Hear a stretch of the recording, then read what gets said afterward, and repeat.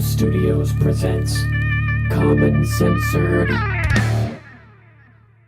What's up, everybody, and welcome back to Common Censored. I'm Lord Sterling, and this is episode 191. All kinds of crazy stuff going on today, as usual, as we cover all the clown world clusterfuck chaos that's going on in the Great Awakening.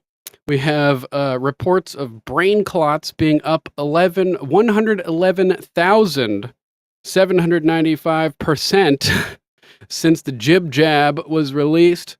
We've got Biden's team saying he's going to be vetoing the bill that would be stopping illegals from voting in federal elections. We've also got a pilot testifying that mRNA stuff is being dispersed through chemtrails. I don't know what we're allowed to talk about on YouTube in regards to that, but I guess we'll find out soon enough. Thanks for joining us today, everybody, all of you censored commoners. We are the censored commoners working together as force multipliers to spread important information far and wide, to accelerate and exacerbate the Great Awakening before the global communist control grid can be, locked down around us. Hopefully we'll be able to succeed. This is indeed the most important year in American history as we face the potential end of the Republic itself. So thanks for tuning in and helping being part of the infantry. Make sure to join us weekdays at 6:30 p.m.-ish Eastern Time as we broadcast. You can find us on X at Lord Sterling _. I'm so used to saying at _Common Censored, but nope, they took that away. It's permanently suspended for now, at least. We'll be trying to get it back. Make sure to use hashtag Common Censored when you share the show on X. And thanks to our new Rumble followers. I'll shout you guys out in a little bit once I get the list together. Links to all the articles and videos and content we discussed today will be posted down in the description underneath the video shortly after the broadcast ends, along with timestamps courtesy of Mama Mac. Thanks, Mama Mac. So if you're watching this later on and you're pressed for time and you want to maximize the efficiency of your attention and energy, you can hop down into the description, find the topics that interest you, find the timestamps, and jump right to that point in our video so you're not wasting a bunch of time watching a 3-hour broadcast about some stuff you may not be interested in. So thanks, Mama Mac, for the timestamps. If you guys want to support Mama Mac and fam, make sure to check out alplama.com, your new herbal health guru, with all kinds of natural remedies, tinctures to help solve any of the various ailments you may be suffering from. They got a great list of products over here with all kinds of natural tinctures: lion's mane, mugwort, red raspberry leaf. Skim through their list of things that they have, and they show what they do, all of the various problems that they can help solve. Make sure to avoid the petropharmaceutical chemical industry that wants you sick and dependent, and seek out natural remedies like alplama.com. It tastes bad, but so good for you. Alplama, yuck. And if you want to support the show directly, you can hit up our link tree, where you can find links to our merch, to our gag book, Common Censored, the ultimate free speech First Amendment coffee table gag book, as well as Common Sense First Edition Revived, which is a facsimile replication made from high-resolution photographs of the original pages of a January 1776 copy of Thomas Paine's magnum opus, the best-selling American book of all time, which galvanized the 13 colonies in support of independence from British tyranny. And anybody who subscribes monthly via Subscribestar or Locals, or hits that big, beautiful join button right beneath the broadcast window, or who feels like tipping via Cash App, Venmo, Google Pay, or Rumble Rants will automatically be entered into our contest to win copies of said books. While we're talking about it, let's pick another name from the hat. We forgot to do it yesterday. So let's see who we get today as our newest winner. You can see I'm not looking, not picking out any name in particular, just grabbing a random one. And boom, we got one. Let's see who we got. Zeppelin! Space Lord, motherfucker. You just won a free book, Zep. Congratulations to you. Hit me up and let me know which one you would like. Common Sense or Common Censored, the redacted version. Thanks for supporting the show, Zep. I appreciate you, brother. So let's finish up the housekeeping type stuff over here. Disclaimer. Views expressed on Common Censored are only opinions. Assume everything we say is false and research for yourself. We're not giving medical, legal, or financial advice. The only advice we are giving is think for yourself. Question authority. Think for yourself. Question authority.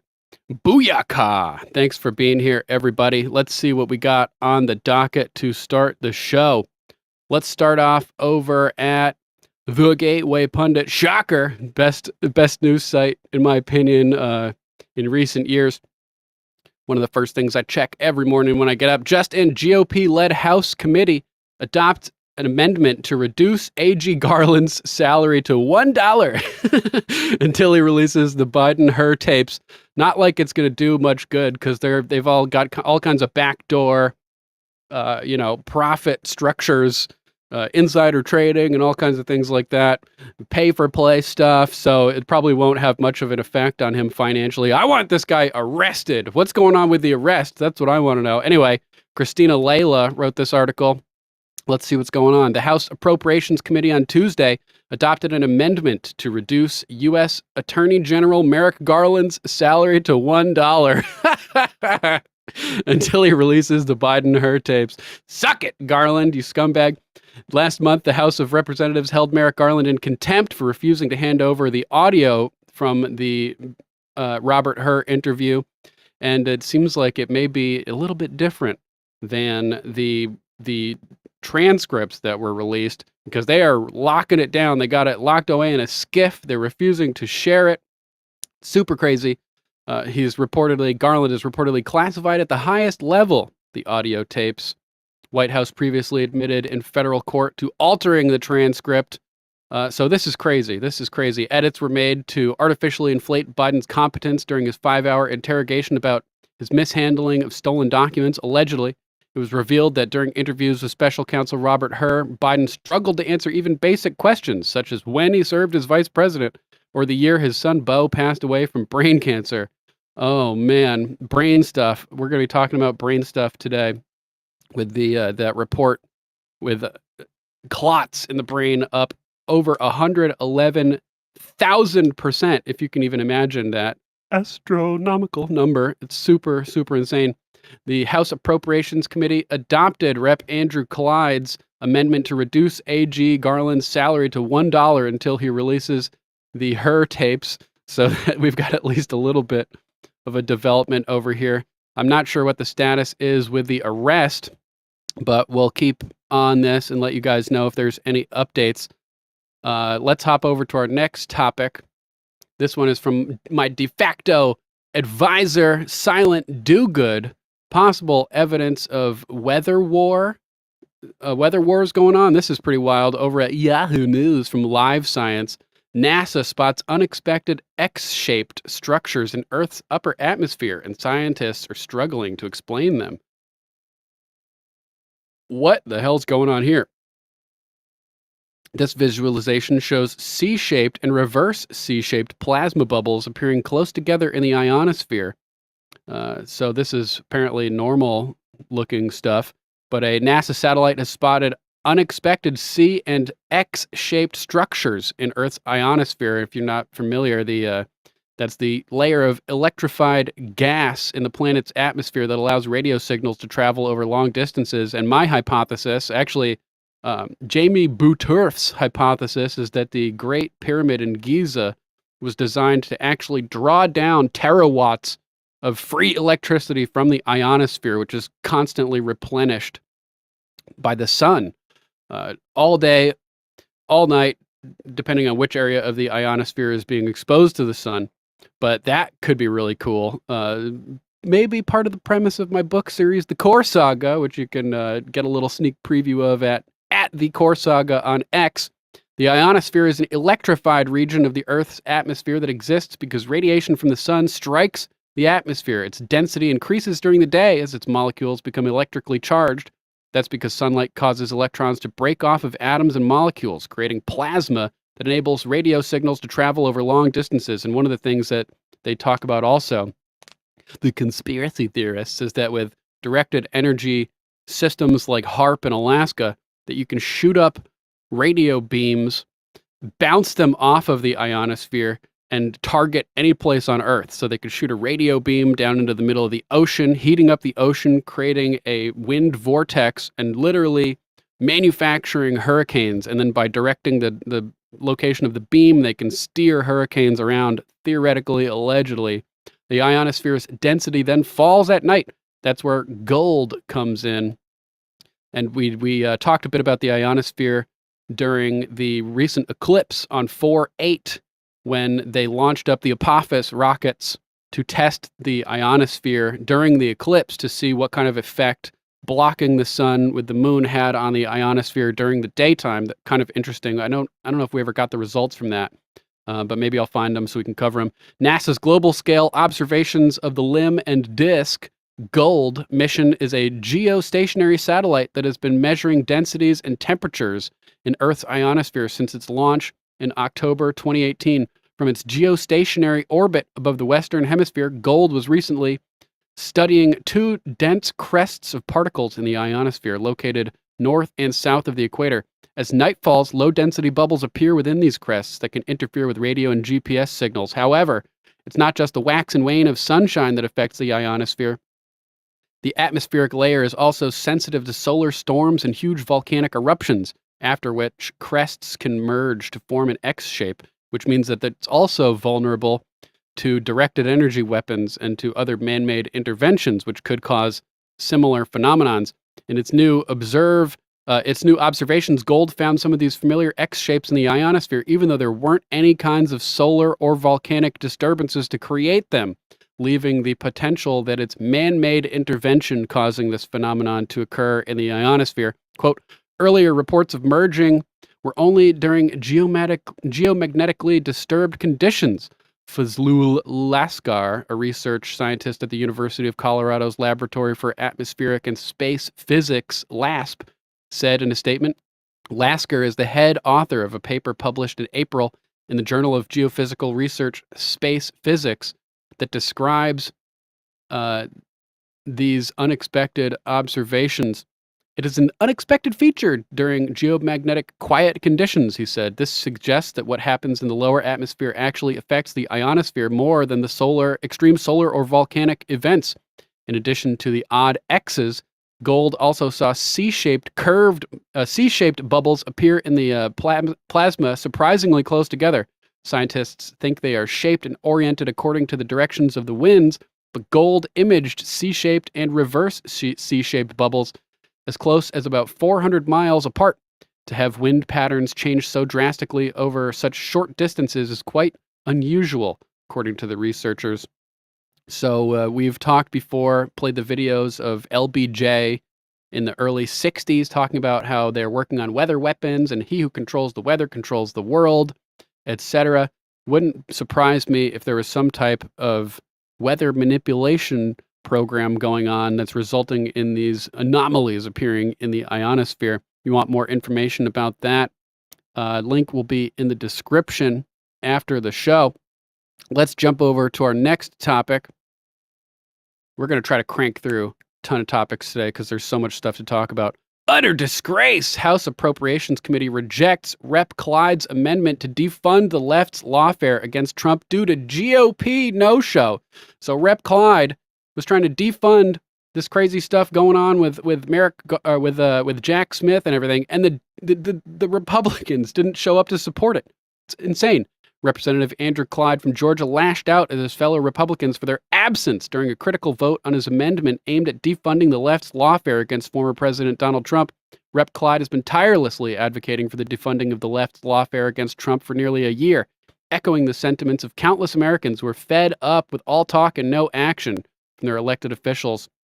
Last August, Rep. Clyde unveiled a bold strategy to utilize the appropriations process to cut off funding for prosecutors like Big Fanny, Fat Alvin, and Jack Smith, all of whom receive federal funding and are involved in pursuing charges against Trump. Why are state prosecutors and AGs like Fani Willis and Alvin Bragg receiving federal funding? They shouldn't be getting any federal money at all. That's our taxpayer dollars going into persecuting politically former presidents. Cheddar Steve, thanks for being here, Cheddar. Shout out to Cheddar Steve. Thanks for that money bomb you dropped on us yesterday. That's right, Jack Mehoff Smith. Quote, I'm incredibly honored to have President Trump's support. He's 100% right. These people are sick. The ultimate goal of the left's political persecution is designed to incarcerate President Trump and prevent him from serving the American people again, Clyde wrote on X. But unfortunately, the Republicans didn't show up to help this out. So they sabotaged this effort. It's completely ridiculous. Breaking, House Appropriations Committee did not adopt my amendment to defund the left's lawfare against Trump. Why? Let's hop over to X. Not enough Republicans showed up to vote. Utter disgrace, but the fight isn't over. Stay tuned. So we'll have to keep our eyes on this situation. But insanely frustrating that the GOP isn't trying to protect their candidate and cut off kneecap these lawsuits, these unconstitutional lawsuits, by cutting off federal funding. It's insane. Donna, I got a story about that coming up shortly. DMV registering illegals to vote. Yeah, that's coming up in the list as well. For now, let's move on to our next topic over here with Shadow of Ezra. At Shadow of Ezra, let me make sure this is up on screen. Okay, good. 1.8 million chickens will be killed in bird flu outbreak at Colorado poultry farm. Man, this pisses me off. So we've had previously incidents of pandemics where flu just disappeared, and it seemed like they were using PCR tests, which can be designed and programmed to find anything, to falsely diagnose flu as coof. Seems like they're doing the same thing now, using PCR tests to create a phony bird flu pandemic so they can justify slaughtering millions of chickens and cattle and all kinds of stuff to attack our food supply openly. Nearly 1.8 million chickens will be killed after bird flu was found at an egg-laying farm in Weld County, Colorado. This is considered a major outbreak on a commercial farm, adding to over 6 million birds already killed by the disease. Killed by the disease or killed by culling after they claim they found the disease? Shadow of Ezra, I might want to clarify your language there. Governor Jared Polis verbally declared a disaster declaration for the facility. The move activates the state emergency operations plan and makes additional resources available to respond to the outbreak. The mass culling, or depopulation, as the state described it, is the second largest in a commercial flock since bird flu was first detected in Colorado in early 2002. Let's take a look at this video. Governor Polis says the avian flu outbreak in Weld County is now an emergency. The governor making that declaration so state offices can assist in the response, recovery, and mitigation efforts. It also unlocks the funding and resources to help affected poultry facilities contain the outbreaks. This comes as a Colorado man actually recently tested positive with the virus. He has since fully recovered. Multiple cattle have also been affected. Governor Polis says the This is insane. This is an outright attack. Yeah, Chase Geiser, host of Sunday Night Live on InfoWars. Manufactured famine. Agreed. They're trying to cut off our protein to make us less capable of resisting the communist overthrow of the United States of America, in my opinion. So this is just one of many incidences of mass slaughter of chickens and cattle, all occurring in the midst of disasters that also happen to be occurring at food plants and farms, like that egg facility, the chicken and egg facility that went up in flames in Connecticut last year. There have been dozens of these catastrophes occurring at food production facilities, which is super crazy. We definitely need to keep our eyes on this. And how do we stop this from happening? People in these states need to step up and prevent chickens and cattle from being killed after they're falsely diagnosed with these stupid PCR tests. They're using PCR tests. Remember during the vid pandemic, they're like testing fruit and stuff, and it's coming up positive for the coof. Carrie Mullis, the creator of the PCR test, said you can literally find anything, anyplace if you amp up the cycles of the test enough. So don't trust the PCR tests, in my opinion. These things are being used to create fake pandemics to scare people into submitting and allowing them to be trampled all over. That's right, D. They want us eating bugs. Not eating the bugs, D. We're not eating the bugs. No, no, no. Threeper. That's all good with the chickens. The Fed is intending to kill 500,000 barn owls, I'm guessing, in California, Oregon, and Washington State. They feel that the barred owl is endangering the spotted owl. Interesting. Wow, that's crazy. I don't like these like mass interventions in nature. I don't know. Next topic, lawless. Chuck Lizard Person Schumer announces scheme to strip President Trump of court-granted immunity and send him to jail. What? Cullen Linebarger wrote this article. A historic Supreme Court ruling is not stopping Senate Majority Leader Chuck Schumer, Democrat from New York, from trying to imprison President Trump. As Gateway Pundit reported, Supreme Court last week ruled 6-3 along ideological lines in favor of Trump, asserting presidents are immune from criminal liability involving official acts during their tenure. So let's see, Schumer took to the Senate floor Monday to whine about the ruling. According to The Hill, he declared that the court was wrong to grant Trump, quote, a breathtaking level of immunity. They incorrectly declared that former President Trump enjoys broad immunity from criminal prosecution for actions he took while in office. They incorrectly declared that all future presidents are entitled to a breathtaking level of immunity so long as their conduct is ostensibly carried out in their official capacity of president, Schumer complained. Well, that's just your opinion, man. When the Supreme Court says something, you kind of got to, go along with it. Yeah, Threeper, barred owl. I was not familiar with that, Owl. Thanks for the clarification. I'm going to have to check it out. I love owls, man. Owls are super cool. Schumer went on to say that the court majority had, quote, effectively placed a crown on Donald Trump's head, putting him above the law. No, they're just mandating that impeachment is the solution for when a president does something bad and illegal, and making him, in many ways, untouchable. Schumer then announced he had something to ensure that Trump could still be prosecuted effectively despite the court ruling. He said he would be working with his fellow Democrats to classify Trump's act after the 2020 election as unofficial ones, not subject to immunity, thereby removing court-granted immunity. If implemented into law, this would be a huge lifeline for the Biden regime as it tries to remove the presidential frontrunner from the field. Let's take a look over here. About the specifics of detailed, extremely detailed. It is directly from the doctor. Sorry, I'm having issues over here getting it to play from the beginning. American democracy. About the neurological exam have been detailed, extremely detailed. It is directly from the doctor. They talk about the specifics of. Madam President, American democracy stands today at a perilous crossroads.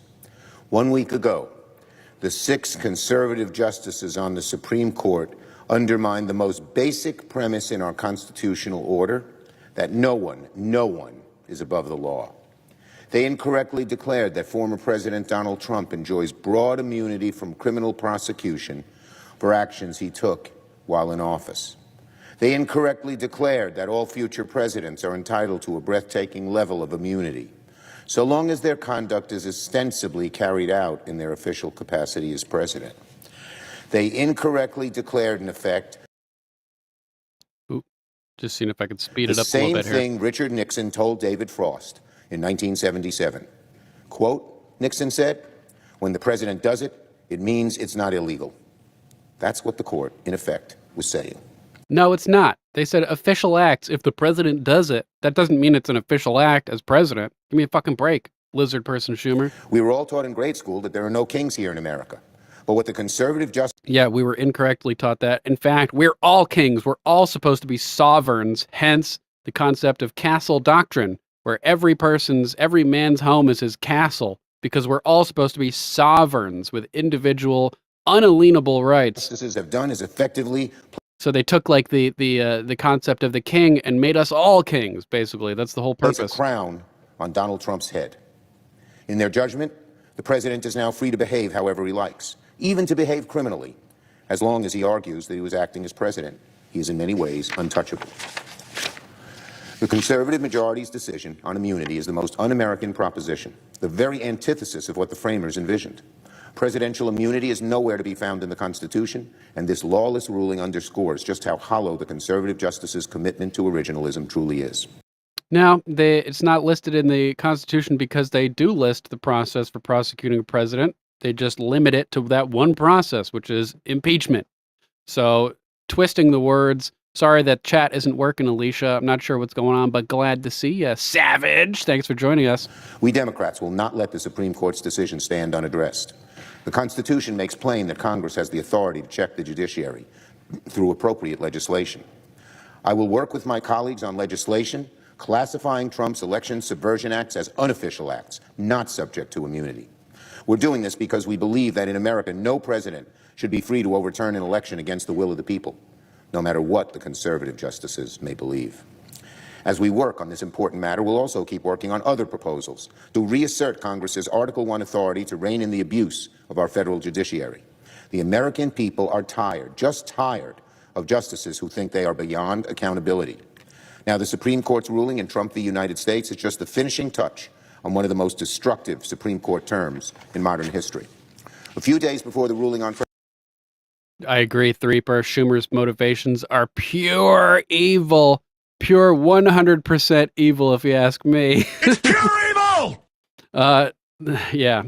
Which it bugs me that people like George Knapp and Jeremy Corbell trust him when it comes to like the whole creation of the review board to declassify advanced technologies possessed by the military industrial complex and stuff. People like Schumer, I think, are in those processes to subvert and stop them from having any effect.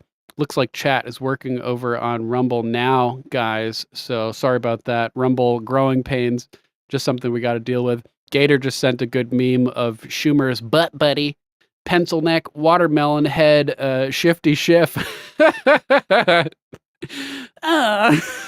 Good one, Gator. Let's jump to our next story. A little bit of the old FAFO posted over here by Colin Rugg on X. Colin with 2 L's, Rugg with 2 G's. New arsonist catches himself on fire while trying to destroy a business in Richmond, Canada and Ontario. I've been there. FAFO. To make matters worse for the criminal, his mask could be seen flying off while he was trying to put the flames out, exposing his face to the cameras. Ooh. You in trouble? You got some splaining to do, Lucy. Authorities say they have not yet found the man and are calling on the public to help identify him. Based on the nature of the fire, quote unquote, there's a high probability that this suspect sustained injuries to his lower body, said Corporal Adriana O'Malley. Let's take a look at this FAFO.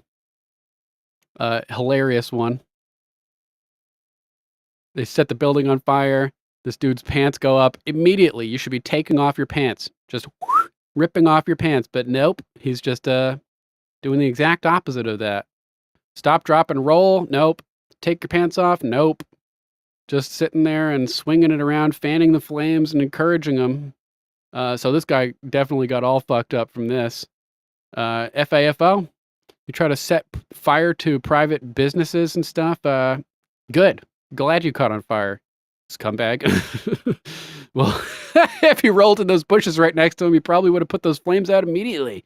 Just saying, unless he was doused in some kind of accelerant, in which it would have had no effect, dropping and rolling. You couldn't teach FAFO to a group of radicals any better than in this video. It's one of the best cases of FAFO I've ever seen, Colin Rugg says. Agreed. Pretty good one.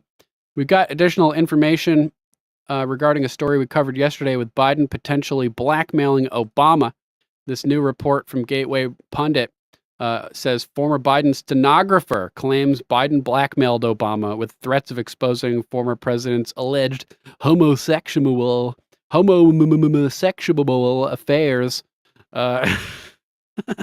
We played that clip of Larry Sinclair talking about blowing coke and other things with Obama yesterday as well. Mike McCormick, former White House stenographer who worked with Joe Biden, claimed during an interview with Alex Jones that Biden used potential damaging information to manipulate Barack Obama. So this isn't just coming from nowhere. This is from the stenographer who was working with Biden. I guess we just didn't get far enough in the video yesterday to play it, or maybe I was distracted and missed it.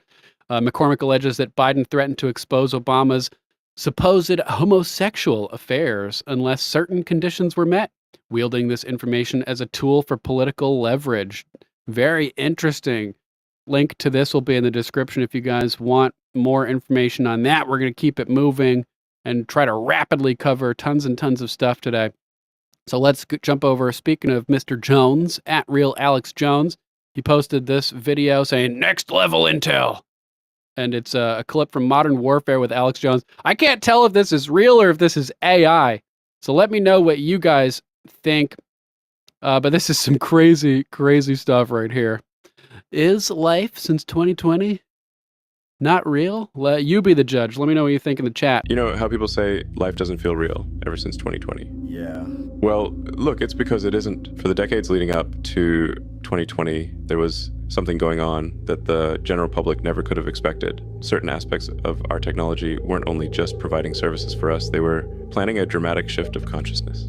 Google Earth, for the last 25 years, has been creating a completely digitized, three-dimensional blueprint of the entire planet, a perfect database of 3D tracked images of what our external world looks like. While all of our devices that were inside the home, riddled with cameras, have been slowly building back-end digitized replicas of what our households look and feel like.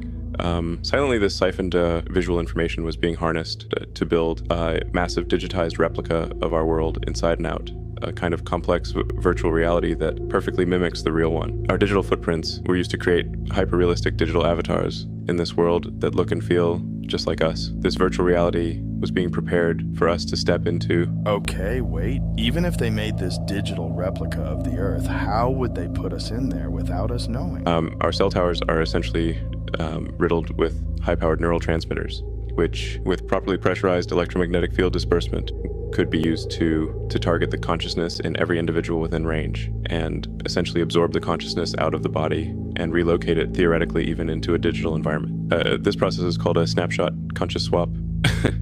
It can happen instantaneously without the individual being able to grasp what had happened. At least that's what it's called in some video game. I think I did a little search for whatever that term you just said, something snapshot consciousness swap. Seems like it's from some video game. They'd maybe feel lightheaded for a moment, think it was nothing more than a heat wave. And at some point during 2020, that is exactly what happened. It's why a lot of people couldn't smell or taste. The simulation was still catching up to synthetic scent and taste transmission. This doesn't seem real to me. Elon's saying that it did happen, Mom Mac, that we've been swapped into the into the matrix effectively, that we're all sitting there with beams beaming into our heads. Yeah. Donna, yeah, sorry, but my broken toes 3 years ago, my broken wrist last year was real. That's what I think too. It seems like some kind of AI fake video to me. I didn't see that interview, but thought it was interesting, so figured I'd play it. Let's jump over to our next topic. Let's check the comments before and see if yeah it looks fake. Definitely AI and fake. The snapshot consciousness swap is from let's see, what game is it? I can't find it right now, but nonetheless, let's jump to our next topic. Crazy B sent me this one, which is good. But that whole video I thought was interesting because it's the type of stuff that people do talk about as potentially being possible with the low orbital 5G satellites manipulating people and all the stuff about mapping the world and all of the buildings and everything is real. That's all actually happening. But yeah, I don't think the consciousness swap thing has occurred. So that's like a classic disinformation tactic called poisoning the well, where you mix real stuff with fake stuff. So definitely be aware that that type of thing is happening. Don't just believe everything you see online. Yeah. Anyway, Crazy B posted this. I love the Hodge twins. They're funny as hell and based. I agree. Kyle Becker at Kyle N.A. Becker posted this saying, this is how easy it is for illegal aliens to vote in federal elections. This is it. Check a box. What can be easier than that? Hodge twins posting this screenshot from an alleged voter registration application. Before completing this form, review the general application and state-specific instructions. Are you a citizen of the United States? Yes or no. You can just say yes, even if you're not, apparently. So apparently that's how easy it is to register to vote as an illegal. We have additional information. I think, Donna, you mentioned this a few minutes ago, right? From Crazy B, posting this, tagging me as well. Libs of TikTok posted it at Libs of TikTok. On X, what's going on at DMVs? They're signing up people to vote, and anyone can say they're a U.S. citizen. Let's check out this video.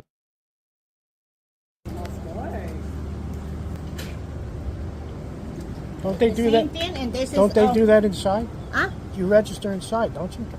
I mean, they allow us to do it over here because it looks like I don't know if they don't want to do anymore, but they authorize it also. It's only they check a box, that's all. Why all the blue?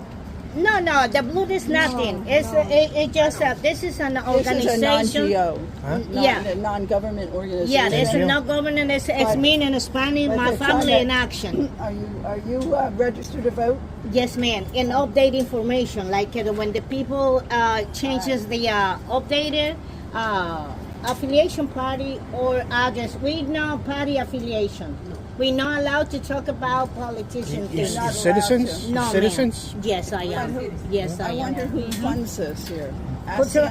You can Google it. 19142. This is our code organization. No, I cannot give you that because we have to. But you can search it. But I want to tell you that most of the people that are coming, this was always packed. They're not even U.S. citizens. Yeah. So what do you have to sign up to vote? A driver's license? No. You have to be a U.S. citizen. It's a felony. But how do you prove it, though? Oh, you have to trust in the people. If they lie, no. Listen to me. If they lie, I know it's a felony. Exactly. I know if they lie, you know what? They're not arresting anybody in this country, hon. Yes, they do. No, if they do the felony, and you're never gonna become a U.S. citizen if you do that felony. Never. I know that. Oh. Never, yeah, but never, I mean, ever. What do I need to prove? So we just trust them. They just fill it out on their own. We don't prove that they're citizens. We just give them the right to vote just based on their word. No verification. Nothing like that. But if you, but if you want to like do a whole bunch of stuff, you want to buy liquor, you got to verify your age, etc. Seems like we should have some kind of protections in place for preventing illegal immigrants from voting in national, federal elections, or even local elections. And legislation had been introduced, but unfortunately, as Attorney General Ken Paxton posted and Elon Musk reposted saying true, the White House has formally announced that Biden will veto the Republican bill that seeks to prevent non-citizens from voting. There is no hiding it now. Biden and the Democrats want illegal immigrants to vote in the election this November. Our elections are not safe from mass interference as long as states do not require proof of citizenship to vote in federal elections. Look at this. Clip keeper. I'm old enough to remember Obama and Clinton urging illegals to vote in 2016. Let's check out this clip, see what's going on here. Documented citizens, and I call them citizens because they contribute to this country, are fearful of voting. So if I vote, will immigration know where I live? Will they come for my family and deport us? Not true. Okay. And the reason is, first of all, when you vote, You are a citizen yourself, and there is not a situation where the voting rolls somehow are transferred over and people start investigating, etc. The sanctity of the vote is strictly confidential. If you love this country, you're working hard, you're paying taxes, and you're obeying the law, and you'd like to become a citizen, you should choose immigration reform over somebody that wants to send you back. Down to the banana republic. That's crazy. So you could just vote, and we'll never check it out to make sure you were legal or anything like that. Yeah, yeah. He had cheese on a raw burger. Phil, that was hilarious, man. Totally funny. Let's jump over to our next related story. That's how they get an incapacitated moron like Joe Biden elected. Trump calls on GOP lawyers to sue to stop illegals from voting and Democrats from cheating in another presidential election. Jim Hoft wrote this one. President Trump on Tuesday called on Republican attorneys Harmeet Dillon and David Braden to stop the Democrats from allowing illegal citizens from voting in the 2024 election. Democrats announced they will block any legislation from the U.S. House that protects American voters and allows illegal voters to cast votes for demon rats. Unbelievable. Biden expected to veto Safeguard American Voter Eligibility Act preventing illegals from voting in presidential elections, claims bill is, quote, based on easily disproven falsehoods. These people, man. These people. For some reason, demon rats believe they must cheat to win elections today. President Trump released a brutal statement calling out Joe Biden, the moron, and Democrats who cheat. President Donald Trump, quote, Republicans must pass the SAVE Act or go home and cry yourselves to sleep. Non-citizen illegal migrants are getting the right to vote, being pushed by crooked Democrat politicians who are not being stopped by an equally dishonest Justice Department. Our whole voting system is under siege. Harmeet and David, go to court and get this stopped now. Now in all caps. The Dems can't win on their policies. The only way they can win is to cheat. They do it at every level of government, and they do it well. That's how they get an incapacitated moron like Joe Biden elected. Get tough, RNC, Michael W., Speaker Johnson, and all state and local Republican politicians. The Justice Department is corrupt and won't do a thing to help. They have no shame. All I can say is that if I'm elected president, we will pursue election fraudsters at levels never seen before, and they will be sent to prison for long periods of time. We already know who you are. Don't do it. Zuckerbucks, be careful, you son of a bitch. I added on there. We're going to prosecute the fraudsters, and we're going to do it bigly, guys. We're going to do it bigly. We'll deport them to the moon. Oh, man. How like it's open treason that these people are trying to stop this legislation from going through to prevent illegals from voting. But we have a governor in Idaho stepping up. Governor Little makes Idaho the first state to take executive action for only citizens will vote. So this is good news. Not everybody's completely insane. But where are you, Governor Little, on the whole water situation for farmers in Idaho? Threeper says, as sovereignty of the citizens dies at the hands of the greedy, evil people hell-bent on destroying this republic. Yeah, I mean, that's definitely true. Did part of your message get cut off there, though? It looks like there was supposed to be a second part of that statement. Maybe you just haven't gotten a post yet. Let me know. I wanted the rest of that sentence. In a landmark move, Governor Brad Little, Republican of Idaho, together with Secretary of State Phil McGrain, announced Tuesday that Idaho has become the first state in the nation to initiate an executive order specifically designed to ensure that only U.S. citizens are eligible to vote in state elections. Only state elections? Dubbed the, quote, Only Citizens Will Vote Act, this initiative is part of a broader effort to uphold election integrity and boost voter confidence amidst growing concerns about election integrity. Governor Little, signing Executive Order 2024-07, said Idaho already has the most secure elections in the nation, and we're going to keep it that way.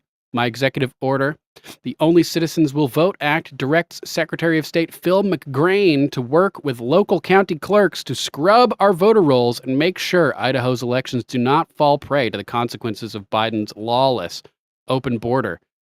Secretary McGrain echoed these sentiments, stating, quote, "Across Idaho's 44 counties, we have excellent mechanisms in place already to ensure non-citizens do not vote in Ohio, but there is always more we can do to make sure only citizens will vote.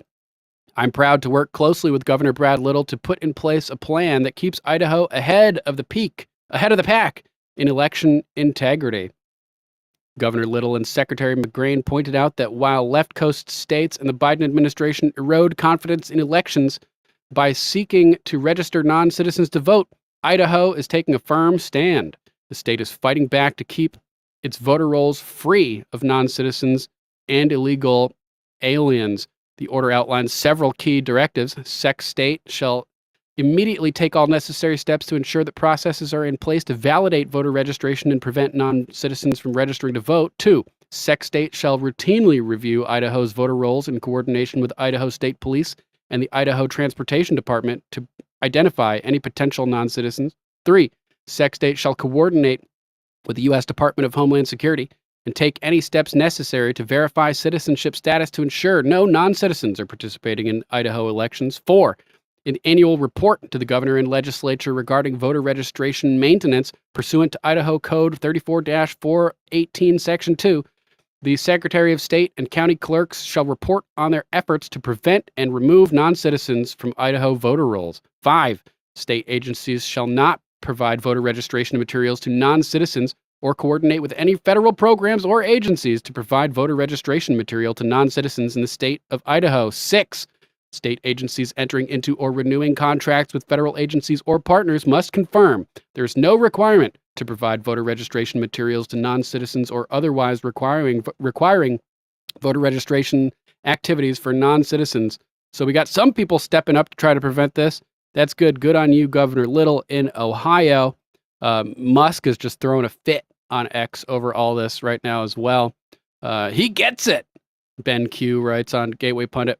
Elon Musk steps up an election integrity crusade, breaks down how Democrats make it near impossible to prove voter fraud. I've got the post from X over here. We'll jump directly to that. Elon over here posting, when combined with mail-in ballots, the system is designed to make it impossible to prove voter fraud. Mail-in and drop-box ballots should not be allowed, as cameras on the in-person voting stations would at least prevent large-scale fraud by counting how many people showed up versus ballots cast. And he links to Wall Street Post over here. Let's see what's going on here. We now have so many non-citizens in the country that if only 1 out of 100 of those voted, they would cast hundreds of thousands of votes. If a nefarious actor wants to intervene in our election... Sorry for the low volume. Mike Johnson just basically saying that there's so many non-citizen voters that even if 1 in 100 were to cast ballots, it would be hundreds of thousands of votes. That's right. I think we covered that the other day too, Donna. Washington State has dropped the residence requirement. This situation is so insane. Elon Musk continued posting about this on X, saying this should be a requirement. If Argentina can do it, so can America. Reposting End Wokeness at End Wokeness. Argentina hand counted 99.9% of their 27 million paper ballots in less than 6 hours. There's no reason it can't be done here. Agreed. I remember, I think it was France did the same thing in 2020. They counted millions of votes in under 24 hours, and yet we're over here with machines and all kinds of stuff, and it took a fucking week to get the election, the results, the doctored results in 2020. Clearly, they stopped the count at like 10 p.m. that night because they saw that a second rogue wave was occurring, like 2016, but amplified, Trump being one of the first incumbents to receive additional, like a 10 plus million additional votes in the second election while president. Planet of Memes saying over here there should be absolutely no voting machines. All ballots should be on paper with a serial number connected to the voter. There should be no drop boxes, no mail-in voting, and there should only be one day to vote. Yeah. In Connecticut, there's nothing. There's no serial number. There's nothing on the ballot that I could check after the fact to see if my vote actually counted. You just literally put it in a literal black box in my town in Connecticut. It disappears. There's nothing that it can be traced back to me, and it's just gone. And you got to just trust the black box. It's fucking bullshit. He posted another post over here saying electronic voting machines and anything mailed in is too risky. We should mandate paper ballots and in-person voting only. Posting some screenshots from Halderman. Halderman quote in the Times, if you guys might remember, this dude Halderman hacked a voting machine live in front of a Georgia judge a few months ago. What we found was disturbing, Halderman said in June 2017 Senate Intelligence Committee hearing. We could reprogram the machine to invisibly cause any candidate to win. We also created malicious software, vote-stealing code that could spread from machine to machine like a computer virus and silently change the election outcome. And remember, we played that video of the dude who was tasked to do the programming, where you hit D-S and it gives the Democrats 51-49 victory, or R and then S, and it gives the Republicans a 51-49 victory. So this has been known for a long time. A Bucks County native and professor and director of the Center for Computer Security and Society at the University of Michigan, Halderman said cybersecurity is critical in the fight to protect American elections, the bedrock of our democracy, quote unquote. Next screenshot he posted was from GeekWire. It has been nearly 20 years since Bill Gates jumped on the stage at the Comdex trade show and introduced a new operating system called Windows CE. So you can imagine the dismay when a reporter for Vice News discovered that some Diebold voting machines that will be used in the 2016 election are still running outdated versions of the Microsoft operating system. Bev Harris at blackboxvoting.org was exposing Diebold voting machines all the way back in since like 2000, I believe. Vice interviews University of Michigan computer science professor J. Alex Halderman, who says the U.S. is, quote, painting a bullseye on its election system by using antiquated touchscreen voting machines. Remember that segment, that clip from The Simpsons where he's trying to vote with a touchscreen and it just keeps going to one candidate regardless of what he hits? The reporter for Vice, Michael Moynihan, gives a slight chuckle when looking at a Diebold machine and notes that it's running a 2003 version of Windows CE.net in 2016, man. Microsoft's Windows CE powers some U.S. touchscreen voting systems, causing concern among security experts. Yeah, some concern. Outdated software that's just easily hackable and manipulable. Outrageous. Wired reporting the dismal state of America's decades-old voting machines. Some election officials scour eBay for decommissioned equipment so they can cannibalize for parts. Wow. Who knows what's been programmed into these parts that they're using, that they're buying offhand on eBay. Madness. George at B. Hizzy tweets posting the 2020 election was stolen by mail-in ballots and voting machines with a good comparison. Classic over here. Obama, 69 million votes. Trump, 74 million votes. And we can see massive crowds for Obama, wins Florida, Iowa, Ohio, 18 of 19 of the bellwether counties. Same with Trump. But then Biden got 81 million votes with people in COVID circles, social distancing, winning only 477 counties compared to Obama's 873 and Trump's 2,497, winning only one of the bellwether counties, losing Florida, Iowa, and Ohio. Lost House seats. Obviously, this one over here, one of these is not like the other. It doesn't take rocket appliances to figure out that 2020 is super, super suspect. So yeah, we need to make, we need to mandate paper ballots and in-person voting only, like Musk said on this tweet. Let's talk about another interesting Musk-related topic real quick. Tesla now has a semi-truck And the Semi features 3 independent motors for instant torque and power at any speed. This is pretty wild. I didn't think electric vehicles were capable of hauling this much gear, ensuring safe merging and highway speeds on steep grades, so it accelerates from 0 to 60 in 20 seconds fully loaded. That's extremely fast. Active safety features in a central seating position enhance traction, stability, and visibility. With less than 2 kilowatt-hour per mile energy consumption, the Semi can travel up to 500 miles on a single charge and recovers 70% of its range in 30 minutes. Charging costs half the price of diesel, offering significant fuel savings. Let's take a little look at this video about Tesla's new Semi.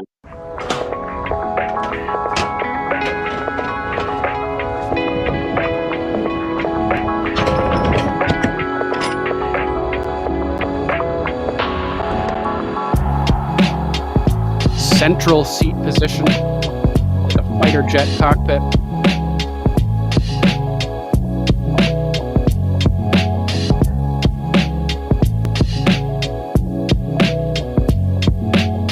Kind of cool. Doesn't look like there's going to be any narration, unfortunately. But pretty badass. Pretty badass. I'm impressed by what this Tesla semi-electric truck is capable of. Let's hop over to Canada, take a little trip up to the Great White North, and see what Justin Castro's talking about. This one is from government.exe is corrupt. Hilarious name. Breaking. Justin Trudeau says the biggest threat to Canada and NATO is not Russia. No, not Russia, guys. It's climate change. Are you kidding me? He says, rising ocean levels are hurting the poor and helping our enemies. What rising ocean levels? You can look at pictures of Ellis Island from the 1800s and 2024, and it's exactly the same, man. And so the only solution is a carbon tax because it makes you richer and saves the planet. I freaking loathe these people. Canada and NATO have long recognized an indisputable fact. Climate change is not only an existential environmental threat, but one of the defining security issues of our time. Le Canada et l'OTAN savent depuis longtemps que les changements climatiques sont non seulement une menace environnementale, mais aussi un des plus grands défis de sécurité de notre époque. Rising sea levels and increasingly frequent and intense natural disasters threaten security infrastructure like ports and military bases that keep our alliance safe. A warming Arctic is opening up a new arena of competition that our adversaries are eager to exploit, and climate-induced floods, famines, and droughts are all bullshit.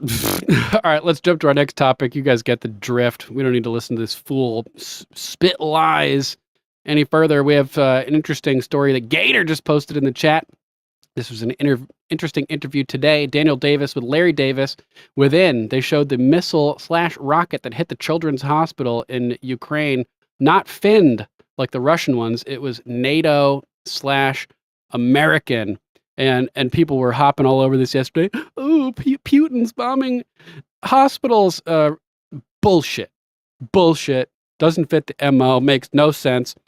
Let's look at this video and see what they're saying. Any timestamp in particular, Gator, that would be good? Russia has bombed a children's hospital in Kiev. Shocking news coming out of the war between Russia and Ukraine. Point, Mama Mac. Or at least that's the way it's being presented. For sure, a hospital was hit by a missile, but it matters a lot about what actually happened there. And as is predictable, false flag, the baby. West is expressly saying that this was an intentional targeted effect by the Russians. No questions about it. No possibility of anything else. And they're using this moral outrage. They're going to try to twist this into something to support more military operations. We're going to see exactly how that's being done right now. But first of all, I want to bring on today's guest is former CIA analyst Larry Johnson, absolute favorite of the show, becoming one of our most popular guests here. Larry, welcome to the show today. Danny, I'm always honored to be with you, man. Larry Johnson, we've seen this guy a bunch lately. Seems like he's doing some pretty good work. Listen, this is the double. I was going to have you on or ask you to be on today, no matter what, just because it's the opening day of the NATO summit, and I want to kind of go through what some of the people are saying on there. But with this happening, I guess just last night for our time, Lots of things going on here, because here's how the West is reporting it. Well, Gary's got some of that footage there, but the West is just outright saying Russia strikes children hospital. Not right. Fog of war, no Bongino rule, take 48 hours to assess it before coming to conclusions. They're just outright pushing the propaganda narrative. I call bullshit. Just like always, they're lying and inverting the truth. Oh, Russia's been bombing the Donbass region. No, it's Ukraine bombing the Donbass region, killing ethnic Russians. Patrick Lancaster, who's an American vet who's been on the ground in Ukraine since 2014, was taking video of shells coming from the west, bombing the Donbass region, and sending videos to various news outlets talking about how Ukraine is bombing the Donbass region, their own citizens. And CNN, he stopped sending videos to CNN because they would take his videos and change the narrative and say that it was Russia bombing them against what he was actually reporting. So we can't trust anything coming from the controlled corporate media regarding this whole conflict over there. That they're reported to, not that they're rumored to, but that they did. But as I understand, well, actually, I know you've got some different views because I've seen some of your tweets and some of the other things you've done on other channels. But first of all, I want to show you a little bit what the administration is saying about this certain act. Here's John Kirby when he was asked about it. Do you believe the timing of these strikes is meant to send a message to NATO ahead of this week's summit? It's hard to draw a line, Mary, to that. I mean, sadly, this is par for the course for Mr. Putin to hit civilian infrastructure, and he doesn't care whether he's hitting hospitals or residential buildings.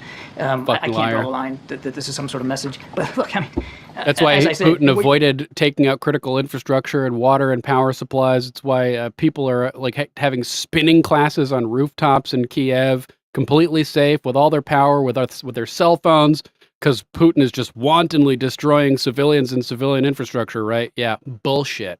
What you're going to see over the course of the week is a very set of strong signals and messages to Mr. Putin that he can't wait NATO out, can't wait the United States out, that we're going to continue to support Ukraine. Larry, even before you start getting into some of the forensics of why you can say with such confidence that this was not a Russian direct attack, I want to just point out from a military perspective, there is literally no value in doing some of this. Even if you took morality out of it and said someone has literally no moral code whatsoever, they just have a military they want to win, there is no value to doing this. It's not a shock value, especially coming at the 2.5-year mark of the war. It doesn't give any military benefit. It is 100% negative, because if they had done so, it just gets moral outrage. It fires up the other side and gives more impetus to resist. So there is no value or reason why any nation would ever directly target a children's hospital. And of course, when you put the morality in there, that makes it even less likely so, because we haven't seen Russia do that certainly on any specific scale that I'm aware of since this war began. But let's skip ahead. See the Russian model rockets. Gator says it should be around the 7-minute mark, showing the Russian ones. And any journalist worth their salt would have said, "What the hell was that?" Yeah, in fact, Gary, let's just continue to talk. If you could bring that first one back up of the 5, because I want to highlight something that Larry said, because I independently got an information from another military source which pointed out really the same thing, that the warhead, I think for the Iskander, you may correct me if I'm wrong, but I think it's 88 kilograms of explosive device, or maybe it's 150. I can't recall. Yeah, it's actually bigger than that. Like 5 times bigger than the NASM's missile. So he said it's about roughly the size of 2 155 artillery shells. So big, but not anywhere near as big as the Iskander. So you can see the massive, like that one right there, these massive explosions here. And note when we show the other video, when you see that NASM missile go by, number one, it's dramatically different than the missiles you're seeing. On you the can side. physically see the difference in shape, size, fins, all that stuff. But then you see the other one go, and you see a little flash of light on a building next to it. You'll see there it is. Plays in fast motion. You'll see it's a relatively small explosion in comparison to what the other ones you just did. So clearly they're not the same kind of missile. Right. Yeah, and it was this is not the first time that you've had damage done to civilian targets in Kiev by errant air defense missiles fired off by the Ukrainians. And what's astonishing is they're lying, the depths of their lies. Oh yeah, we shot down 30 of the 38 Iskanders. Oh yeah, really? You don't see them shooting down. You don't see them shoot down a single one in Kiev, not one. Right. The lies are outrageous. Silent Do Good sent me an article a couple weeks ago about this fighter pilot that just died in Ukraine, and they're claiming now he's one of the ghosts of Kiev. You guys remember the ghost of Kiev, which the Ukrainians posted on their own Facebook page. The Ukrainian military, I don't remember which branch specifically, they admitted it was a fabrication to project the type of image they wanted people to think about Ukrainian the Ukrainian Air Force. The ghost of Kiev, it's going around shooting down all these Russian planes. They're still pushing. Now they're saying the ghosts of Kiev, that it's more than one fighter pilot. And this one guy was recently killed, but just the lies are off the charts, man. Did you see the miss? They claim they got 30 of 38. Then how is it that they didn't get 5 in a row? I mean, that just doesn't pass the common sense test. Yeah. I mean, it's just, look, this is the only thing NATO's good at: lying, building a propaganda campaign. But see, and it's like Mama Mac says, how many times have they tried to rile us up by claiming the bad guy bombed a children's hospital? Many that I recall. I don't believe Russia did this for a minute. What that comment made me think of was the video of the girl from Iraq, I think it was in like the late 90s, who said that there were babies that were taken out of incubators and left to die on the cold floor. Taken out of incubators and left to die on the cold floor. It came out she was acting. She was lying. It was all propaganda. Confirmed. So we can't trust anything that these people are saying. They're trying to emotionally manipulate us.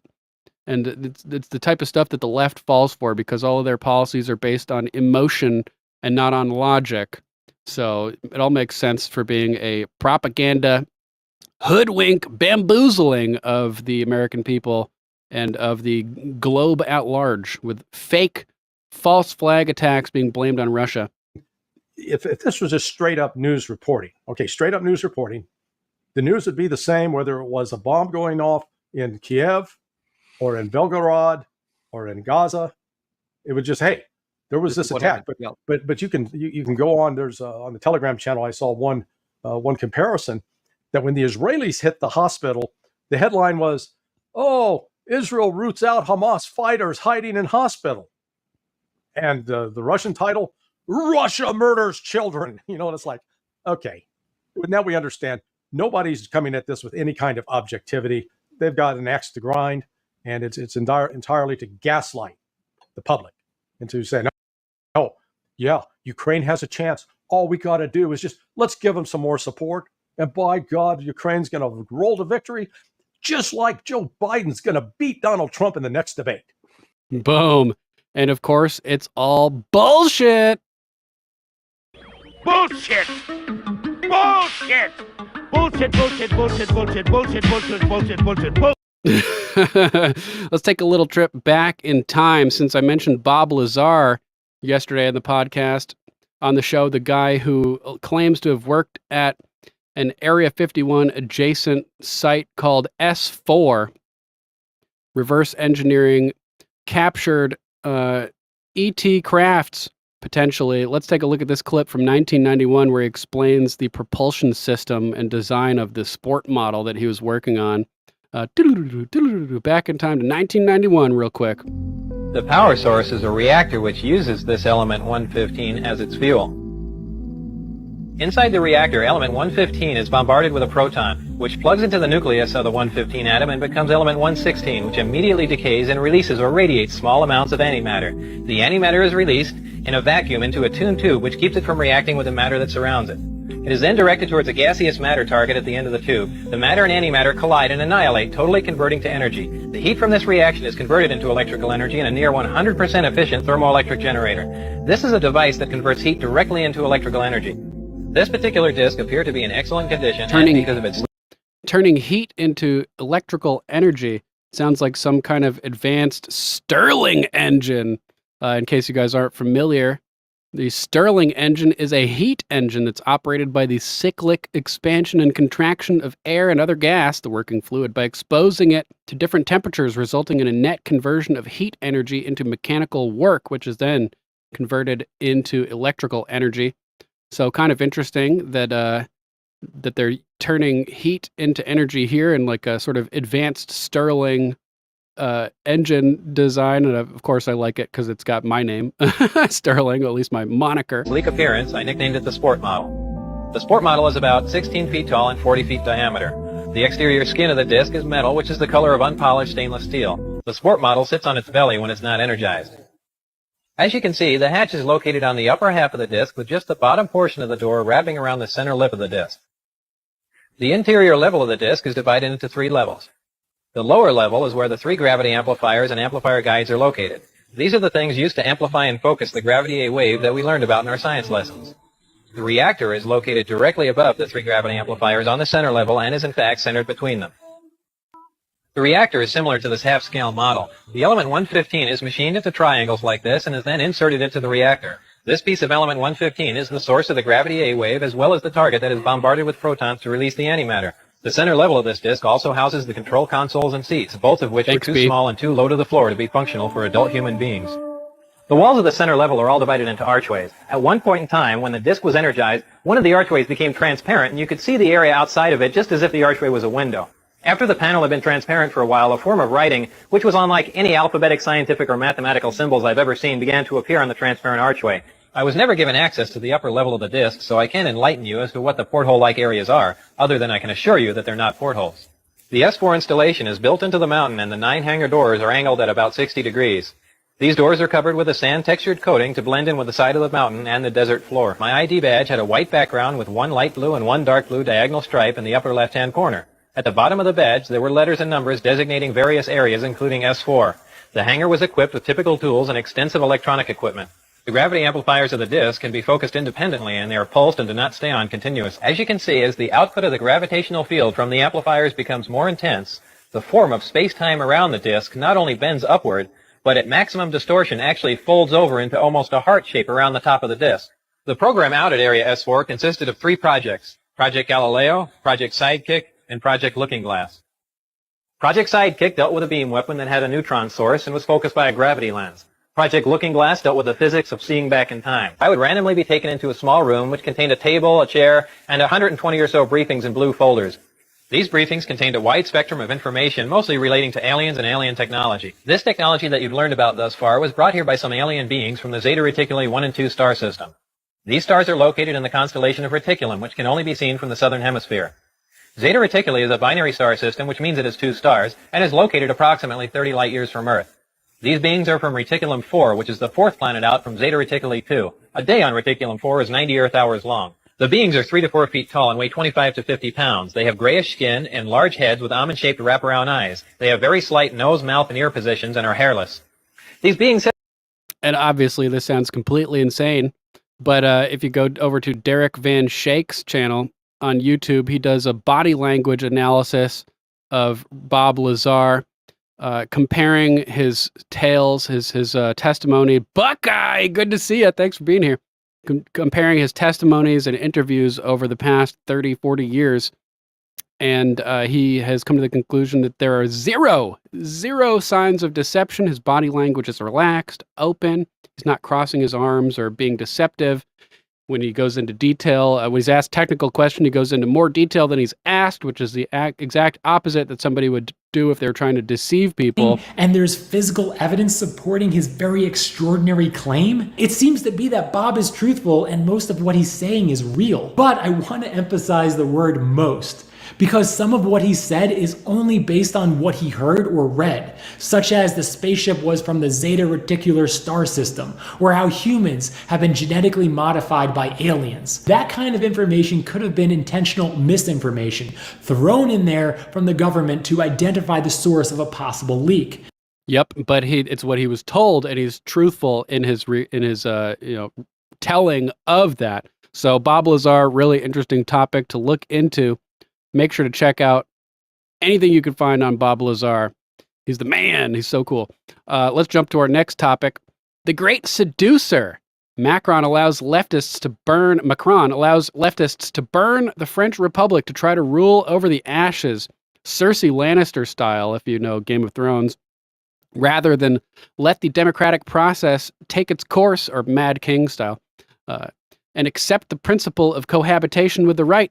Globalist poster boy and former Rothschild banker Emmanuel Macron decided instead to surrender France to the insane hard left to obtain a hung parliament, and a chaotic hung parliament he got.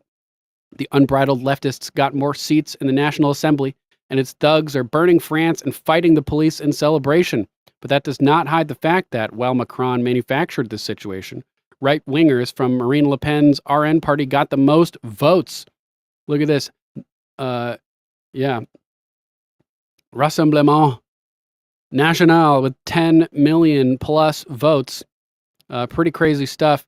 They received 10.1 million votes. That's almost triple what they got in 2022. So the right wing is growing bigly in France, and they're doing everything they can to sabotage the victories of the right. So France is in big trouble right now. Big trouble. So all the inevitable chaos we are about to watch engulf the French Republic will probably boost Le Pen's presidential candidacy, which is way stronger than it looks in the mainstream media. Macron made a huge gamble by calling the snap election, and in the end it may even partially pay off if his coalition allies with Les Républicains they may even get to lead to form yet another minority government. Meanwhile, Macron is a mess. No friends, only flunkies. No working coalition, just a mess of his own creation. No love from the citizenry. Probably no love from his man-wife either. Just the scorn from a betrayed nation in decline. France is going through some shit right now. Check out videos on X of all the crazy stuff that's going on over there. Let's jump to our next topic and talk a little bit about a breakthrough in AI. This is from Nah Baby Nah, at Nah Baby Nah. AI breakthrough in early Alzheimer's diagnosis achieves greater predictive accuracy, from the New York Sun. So apparently they're using AI to predict when people are going to start experiencing Alzheimer's symptoms. AI was able to detect specific speech signals that indicate a potential advance towards Alzheimer's. So all I have to say about this is test it on Biden. Let's see how it reacts to Joe Biden. Did you guys hear about this craziness that went on in the Miami airport over the weekend? This is fucking crazy. Oh man, look at this. Miami airport goes into emergency cleanup mode as strange green substance leaks from the ceiling.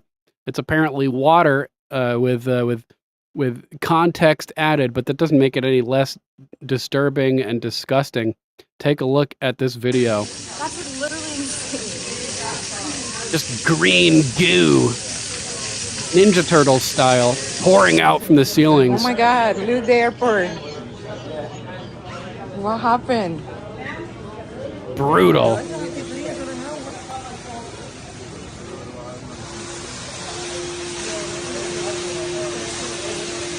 Super gross, super brutal. But what's more brutal is this video of Joe Biden completely ignoring a black chick at one of his most recent campaign rallies after she was used as a prop, which makes it even worse. They took her from the back of this little section, brought her up to the front, right in the front row to make her, like, to utilize her token blackness to make it look like Joe Biden had black support.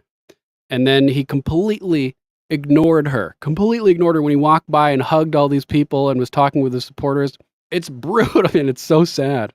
He lied to voters, according to the New York Times, quoting aides of Biden's, about having marched in the civil rights movement. I got involved in the civil rights movement. I got involved in desegregated movie theaters. They organized voter registration drives. From the time I got involved as a high school kid in the civil rights movement. But I was a kid involved in the civil rights movement, desegregating restaurants. I got involved in the civil rights movement. From the time I've been 18 years old, I've been involved in causes from the civil rights movement. I got involved in the civil rights movement. Get ready to go out and desegregate restaurants and movie theaters. That's what got me involved in civil rights as a kid. I got very engaged, in my case, in the civil rights movement. Quote, more than once, advisors had gently reminded Mr. Biden of the problem with this formulation. He had not actually marched during the civil rights movement, and more than once, Mr. Biden assured them that he understood and kept telling the story anyway. That is really, really weird. All right, guys, we got to talk So about weird, a pretty guys. wild video that is going viral of Joe Biden. This is from Black Conservative Perspective. Greg Foreman, this guy's awesome. Seemingly rejecting a young black girl who is a Biden super fan. Okay, there's This not a lady lot right of those over out here. there. Okay, so you would think that Joe Biden and Kamala Harris, they would really appreciate their fans. Okay, and the people that are showing up to these rallies, because at this point, they're some of the only supporters of this terrible administration in this country, okay?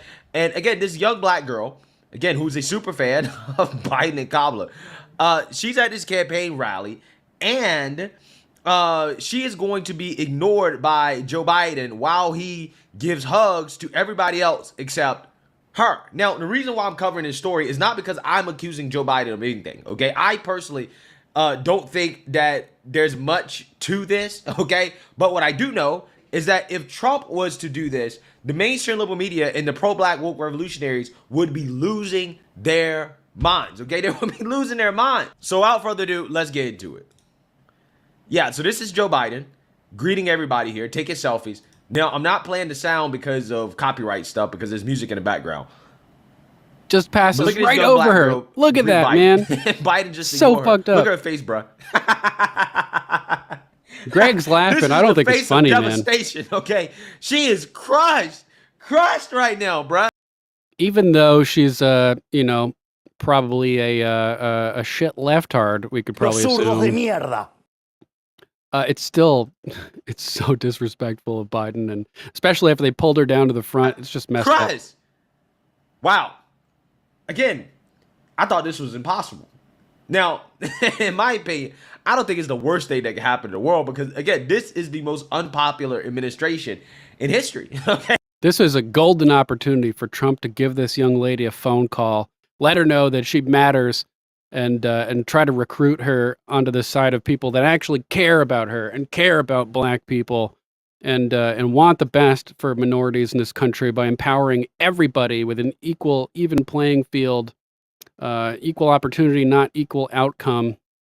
So I want to hear an update that Trump contacted this woman and lets her know that she's cared about. The people actually do care about her. You guys get the gist. Let's jump to our next topic. World War III watch. China and Belarus hold joint military exercises near the border with Poland and Ukraine. Great. Thanks, Joe Biden. It appears that the lines are being drawn and the alliances are taking shape for the great global conflict that is taking shape. This would not be happening ever under a Trump administration. China and Belarus are holding military exercises near the Polish and Ukrainian border.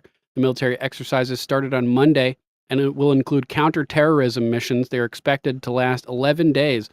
Via CNN, the 11-day exercise started on Monday. China says the event will include hostage rescue operations and counterterrorism missions. Belarus has been one of Russia's key allies in the Kremlin's war on Ukraine. Russia used Belarus as a launching pad for some of its troops when it launched the invasion in 2022. Indian Prime Minister Narendra Modi is on the final day of a 2-day visit to Russia. It's the first time he's been in the country since Russian President Vladimir Putin's full-scale invasion of Ukraine. Hardly full-scale. Are you kidding me? Modi is set to attend official talks at the Kremlin today. Discussions, his office says, will further cement the two nations' strategic partnership. Belarus's border with Poland and Ukraine. The 11-day exercise started on Monday. China says the event will include hostage rescue operations and counter-terrorism missions. Belarus has been one of Russia's key allies in the Kremlin's war on Ukraine. Russia used Belarus as a launching pad for some of its troops when it launched the invasion in 2022. Apparently, Silent Do-Good sent me some additional information. This has seemingly resulted in the Pentagon postponing army exercises amid diplomatic tensions with Georgia. We're canceling U.S. military drills as a result. Meanwhile, Poland and Ukraine are moving to link arms industries, coordinating their air defenses. So NATO nations like Poland are forming alliances with Ukraine and escalating further. This is not good news, guys. Not good news. But seems like Putin understands that Trump wants to end the war and is in support of that mission, as we talked about last week. So hopefully their cooler heads will prevail. Big as life. Good to see you. No need to apologize. Ooh, grandbaby. Nice. Hope that was fun. Let's move on to our next topic from Libs of TikTok.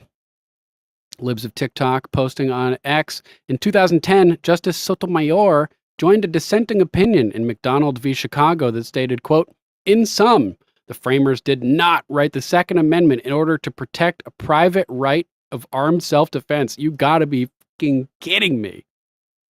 A well-regulated militia being necessary to the security of a free state, the right of the people to keep and bear arms shall not be infringed. The people is a private right of armed self-defense, and the militias, the U.S. was designed to not have a standing army. The militias were the people, organized by the people. Like my 8X great-grandfather, Major General Lord Sterling, arguably Washington's most trusted general, personally outfitted the New Jersey Regiment of the Continental Army with his own weapons. So yeah, he was a private citizen at that point. So yeah, it is supposed to protect the private right of armed self-defense. Meanwhile, jump ahead to 2024, Sotomayor's armed security just shot a would-be carjacker outside of her house. Yet regular citizens don't have the right to private armed self-defense in her view. Rules for thee and not for me. Supreme Court Justice Sotomayor's bodyguard shoots would-be carjacker outside of her home. And here's a clip of this dissenting opinion. In sum, framers did not write the Second Amendment in order to protect the private right of armed self-defense. These people hate you and hate America at its core. They don't trust decentralization. They don't trust individual liberty. Too bad. This is America. This is... Caps, no, I'm not Duncan McGroin. That's a good one, though. Good one. Nice. There must be some other cool Duncan out there aside from me. Here's a Gateway Pundit article talking about this. U.S. Marshal shoots suspect attempting to steal his car outside Supreme Court Justice Sonia Sotomayor's home. These people are pure evil, man. Teenage suspect attempting to steal a car from Supreme Court Justice Sonia Sotomayor's U.S. Marshal bodyguard was shot by the federal bodyguard outside Sotomayor's home on July 5th. D.C. Metropolitan Police Department has reported a deputy U.S. Marshal who is assigned to Sotomayor as a federal bodyguard was sitting inside of his car near Sotomayor's condominium when he was approached by 18-year-old Kentrell Flowers, who attempted to carjack him. In a press release, Metropolitan Police stated the suspect exited the vehicle, approached one of the marshals, and pointed a handgun at him in an apparent attempt to carjack him. Marshal drew his service weapon and fired several shots at the suspect. A second marshal from another vehicle also responded and fired his service weapon. The suspect of the carjacking was transported to a nearby hospital where he is facing non-life-threatening injuries. The suspect, Kentrell Flowers, has since been arrested and charged with, quote, carjacking, carrying a pistol without a license, which shouldn't even be a thing. You don't need a license for an inherent individual right, as you guys know, and possession of a large capacity ammunition feeding device. Ooh, after Chevron, this is going to go away. I don't think they can limit magazine capacity. It's unconstitutional for states to do it, in my opinion. So maybe not Chevron related, since Chevron is just talking about the various departments in the government. Anyway, a deputy U.S. Marshal shot a suspected carjacker outside of Sotomayor's home, but you shouldn't be able to defend yourself. Only she can do that. Let's jump to our next topic. This one posted by Gunther Eagleman about some terrifying summer camp. This is wild. Gunther Eagleman at Gunther Eagleman on X posting this. Warning. Keep your kids away from Camp Brave Trails. Let's see what's going on with Camp Brave Trails over here. Holy balls, guys. I work at Camp Brave Trails. Of course I'm in full Frankenfurter dress. Oh, man. Low volume. Sorry about that. I'm going to be real quiet for a minute so you guys can turn this up super loud to hear it for 43 seconds. So I'm going to go quiet to allow you guys to turn up the volume. And then as soon as the video's over, turn down your volume because I'm going to start talking again at regular, normal volume. I work at Camp Brave Trails. Of course I'm in full Frankenfurter drag since 7 a.m. I work at Camp Brave Trails. Of course I have ducks in my pockets. I work at Camp Brave Trails. Of course I feel safe to embrace my autism. I work at Camp Brave Trails. Of course I'm decked out in rainbow all the time. We do the photos and videos at Brave Trails. Of course I'm filming this in selfie mode. I work at Camp Brave Trails. Of course I keep Band-Aids in my fanny pack at all times. I work at Camp Brave Trails. Of course I know how to facilitate a group circle. Yeah, I'm really sorry. I work at Camp Brave Trails. Of course I have to make 5,500 miles just to come to camp. I work at Camp Brave Trails. Of course I can be my most authentic self here. Yeah, so you probably want to keep your children away from Camp Brave Trails, wherever the hell that is. Looks super sketchy. All right, guys, it's time to start talking about the crazy jib-jab related news today. So we're going to terminate the YouTube broadcast and go Rumble and exclusive. Boom, just posted the link to the Rumble broadcast in the YouTube chat. That's right, Mama Mac. Just ew. Just ew. I should have had the hurl cam up for that one. Sorry, guys. If you needed to spew, I failed you on that one. But let's terminate the YouTube broadcast and go Rumble and exclusive. Make sure to click that link, copy and paste into a new tab or whatever you got to do to come join us if you're watching on YouTube. Sorry to have to ditch you. But there's important stuff we got to talk about, and we can't talk about it on YouTube. So let's do it. Sorry to have to ditch you if you can't make it, but we'll catch you on the flip side. Until then, let's get ready to